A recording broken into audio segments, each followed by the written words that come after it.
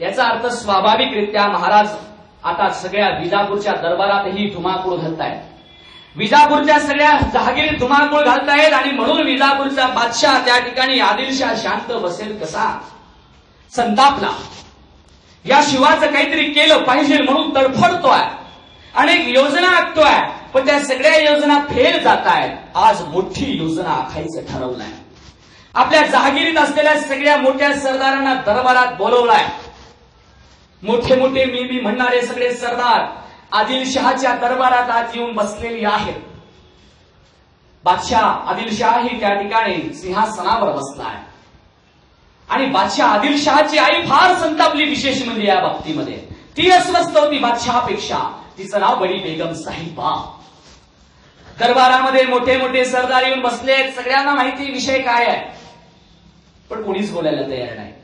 नको, आजचं मरण उद्या आलं तर बरं होईल. सगळ्यांना माहिती विषय काय आहे, पण कोणीच बोलायला तयार नाही. सगळे सरदार येऊन बसलेले आहेत. दरबार एकदम शांत आहे. अस्वस्थ झालेली बडी बेगम साहिबा उठते आणि त्या ठिकाणी सगळ्या दरबाराकडे कटाक्ष नजरेनं म्हणते, बताओ कौन पकड़ के लाएगा शिवा के बच्चे को, बताओ कौन पकड़ के लाएगा शिवा के बच्चे को. हा सवाल भिकल्याबरोबर मगापासनं ज्यांची भीती होती सरदारांना तेच झालं आणि सगळ्यांच्या पोटामध्ये धस्स झालं. शिवाचा बच्चा काय साधा सुधा बच्चा आहे का? या बच्च्याने या सगळ्या सरदारांना कुठे ना कुठे चांगलं पाणी दाखवलेलं आहे आणि म्हणून मृत्यू आहे तो मृत्यू. अरे मृत्यूला पकडणं साधी सुधी गोष्ट नाहीये, साधी सुधी गोष्ट नाहीये.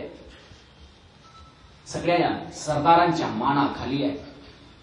सगळ्या सरदारांच्या मानाखाली गेल्यावरती बडी बेगम साहिबा पुन्हा संतापली आहे. समोर तप्तावरती त्या तप्तामध्ये विडा ठेवलेला आहे. शिवाजीला पकडून आणण्यासाठी जिवंत किंवा मेलेला कसाही पकडून आणा, शर्तीचा तो विडा ठेवलेला आहे. पण कोणाचीही मान वरती त्या ठिकाणी नाही आहे.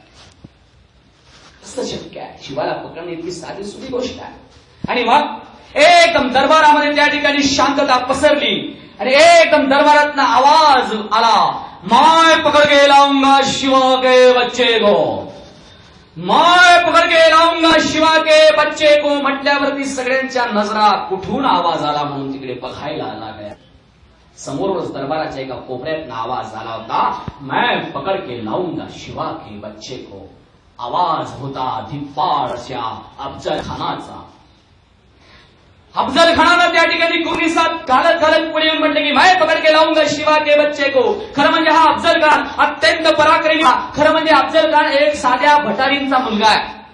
भटारी म्हणजे स्वयंपाकीन करणारीचा हा मुलगा आहे. पण स्वतःच्या कर्तबकारीनं, स्वतः हुशारीनं, स्वतःच्या ताकदीनं त्यानं सरदारकी मिळवलेली आहे. अत्यंत त्या ठिकाणी स्वतःचा हिमतीने इथपर्यंत पोहोचला होता. तो अफजल खान अरे स्वभावाने क्रूर होता, धर्मवेडा होता, महत्वाकांक्षी होता, बादशहाशी एकनिष्ठ होता आणि विशेष म्हणजे भोसले कुटुंबाचा वैरी होता. अंगावर घेतलेली जबाबदारी पणाला लावण्यासाठी काहीही करणारा अफजल खान कुर्निसात घालत घालत म्हणतोय, मैं पकड़ के लाऊंगा शिवा के बच्चे को. विश्वास सगळ्यांना निर्माण झाला, बाबा तोच पकडून आणू शकतोस, बाकी कोणाची हिंमत नाही. सगळ्या सरदारांनी अभिनंदन केलं.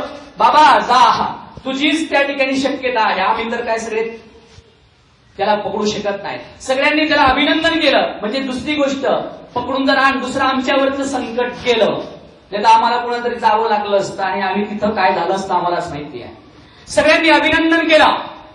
आदिलशहालाही आनंद झाला, बडी बेगम साहिबालाही आनंद झाला आणि लाखोच्या फौजेनिशी त्या ठिकाणी अफजल खान निघाला शिवभाला मारण्यासाठी. जिवंत किंवा कसं पकडायचं ते बघण्यासाठी. साधा सुद्धा निघाला नाही. मोठे मोठे सरदार आता अफजल खानाच्या नेतृत्वाखाली शिवबावरती चालून येत आहेत. महाराष्ट्रावरती एक मोठं संकट शिवबावरती या ठिकाणी येत चाललंय आणि खान आला महाराष्ट्रात पंढरपूरला आल्यावरती खानाला माहिती आहे, तोंड दाबलं की नाक, त्या ठिकाणी नाक दाबलं की तोंड उघडतं. शिवबा त्या ठिकाणी डोंगर कपऱ्यांमध्ये लपून राहतो, याला मोकळ्या मैदानावरती आणायचं असेल तर काहीतरी वेगळी घटना केली पाहिजे. आणि म्हणून वेगळं करण्यासाठी अफजल खान पंढरपूरला आला. हा पांडुरंग विठ्ठल त्या ठिकाणी हिंदूंचं दैवत आहे का? हिंदूंची मंदिरे तोडायची म्हणजे उफाळून त्या ठिकाणी शिवा बाहेर येईल. म्हणून अफजल खानानं पंढरपूरच्या पांडुरंगाचं विठ्ठलाचं मंदिर तोडलं, फोडलं. का कुणाची ठाऊक? कोणीतरी विठ्ठलाची मूर्ती नेली म्हणून विठ्ठल वाचला, पण मंदिर उद्ध्वस्त झालं. आजूबाजूचा सगळा प्रदेश त्या ठिकाणी उद्ध्वस्त होऊ लागला. शेतीवाडी त्या ठिकाणी अफजल खानाचे सगळे सैन्य उद्ध्वस्त करू लागले. उद्ध्वस्त करता करता, नुकसान करता करता अफजल खान पुढे येतोय. साधा सुद्धा नाही, जे करायचं ते शिवाच्या वर्मीवरती घाल घालण्यासाठी करतोय. आणि आला अफजल खान आला तुळजापूरला. ही तुळजापूरची भवानी, ही तुळजापूरची भवानी शिवाला त्या ठिकाणी आशीर्वाद देते. काय? आज बघूच हिचंच मंदिर या ठिकाणी उद्ध्वस्त करायचं, या भवानीलाच त्या ठिकाणी तोडायचं. पाहूया शिवा या ठिकाणी येतो का हिला वाचवायला. आणि म्हणून अफजल खानानं तुळजापूरच्या भवानीचं मंदिर तोडलं. मंदिरातली मूर्तीही त्या ठिकाणी खंडित केली. स्वतःला मूर्तीभंजक म्हणणारा अफजल खान त्या ठिकाणी म्हणतोय आता तरी शिवा बाहेर येईल. पण महाराज क्रांतिकारी विचारांचे होते. त्यांना माहिती आहे अफजल खानाचा हा सगळा गोंधळ कशासाठी आहे? आपल्याला मैदानावरती बोलवण्यासाठी आहे. पण विचार करावा लागेल, विवेकानं वागवावं लागेल. अत्यंत आवेशानं आपण जर मैदानावरती गेलो तर कदाचित आपणही संपवून आपलं स्वराज्याचं स्वप्नही संपेल. म्हणून महाराज विचार तर करत होते. विचार करतायत की याने मंदिर तोडली, मस्जिद तोडली, हे सगळ्या मंदिरांमध्ये आपला पांडुरंग भवानी तोडली, माहिती आहे मला. या सगळ्या विचारानं तो विचार करतो. हे रामाने जसा रावणाला मारलं ना, कृष्णाला जसा कंसाला मारलं ना, नृसिंहानं जसं हिरण्यकश्यपूला फाडलं ना, तसं या 32 बोकडाच्या दाताच्या बोकडाला फाडल्याशिवाय राहणार नाही. फक्त वेळ आणि काळ. अफजल खान तू ठरवू नकोस, वेळ आणि काळ मी ठरवेल. वेळ आणि काळ मी ठरवेल. प्रतापगडाचं युद्ध. अफजल खानाला आपल्या कहेत आणायचं असेल तर काहीतरी वेगळी सोंगटी आखली पाहिजे. राजगडावरनं त्या ठिकाणी निघून प्रतापगडावरनं यायचं आणि प्रतापगडावरनं सोंगट्या हलवायचा विचार शिवाच्या मनात आहे. आणि म्हणून राजगडावरनं त्या ठिकाणी निरोप घेण्याची वेळ आली. शिवा गेले आपल्या आईकडे निरोप घ्यायला. आई माते, अगं जाऊ दे, मला जाऊ दे. अफजल खानाचं संकट आलेलं आहे आणि अफजल खानाच्या संकटाला सामोरं गेलं पाहिजे. अफजल खानाला संपविण्यासाठी आई जाऊ दे, मला प्रतापगडावरती जाऊ दे. शिवबा आपल्या आईकडनं अफजल खानाला मारण्यासाठीची परवानगी मागतोय आणि जाऊ दे म्हणून अशी परवानगी मागतोय. जिजाई, खरं म्हणजे असं म्हणतात की कोणाची आई होता येत नाही. ती राजमाता जरी असली तरी कोणाच्या तरी मुलाची आई ना, ती अस्वस्थ होते. खरं म्हणजे जिजाईला 6 मुलं झाली. बरं, त्या 6 मुलांपैकी 4 मुलं मृत्यूनं मांडीवर नेली, वाचली 2.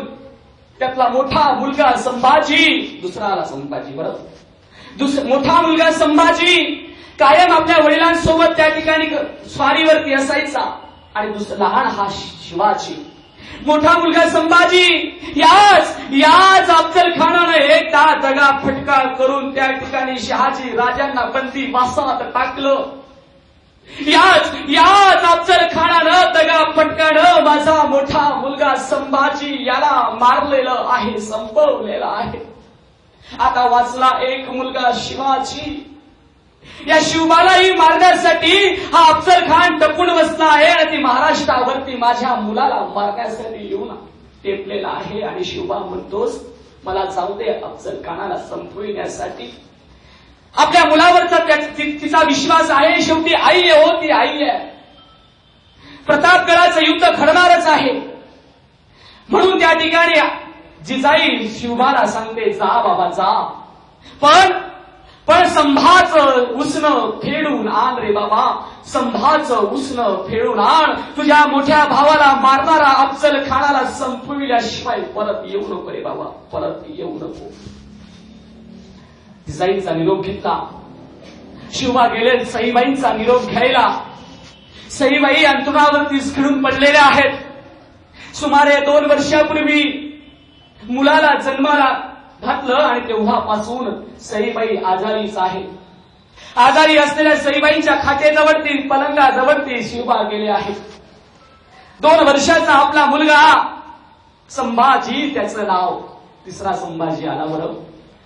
2 वर्षाचा आपला मुलगा संभाजीला आपल्या हातात घेतलाय, त्याचा व्याघ्र चुंबन घेतलाय, आईजवळ ठेवलाय, सईबाईंचा निरोप घेतलाय आणि निघाले शिवबा राजे निघाले प्रतापगडावरती.